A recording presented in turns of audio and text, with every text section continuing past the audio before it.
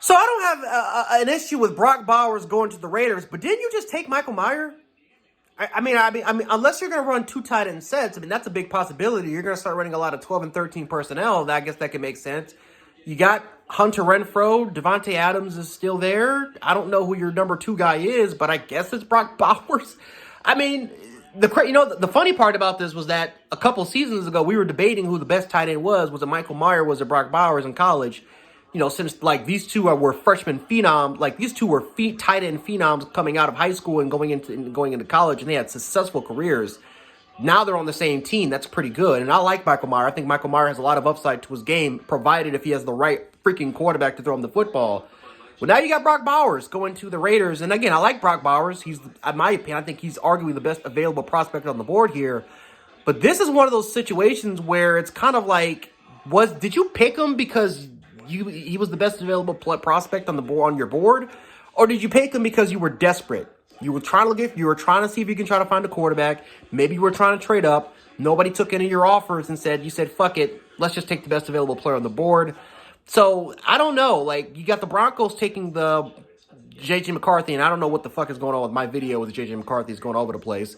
But, they took Bo Nix, and I'm like, that screamed desperation mode when they took Bo Nix.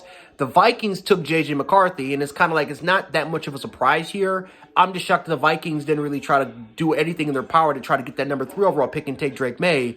And now you got the Raiders taking Brock Bowers, who it's kind of like, I actually had a lot of situations where if he would have went to the Bengals, my goodness gracious, that's a team that really desperately needed a tight end.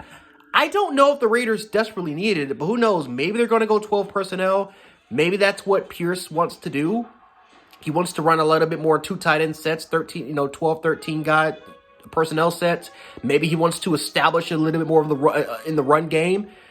I'm not too sure what the issue is, but it is what it is. They want to take Brock Bowers, and they got Brock Bowers. Hell of a tight end. From a player standpoint, he's the best tight end I've ever seen play college. I don't know about prospect, because prospect and player, I think, are two kind of, different things.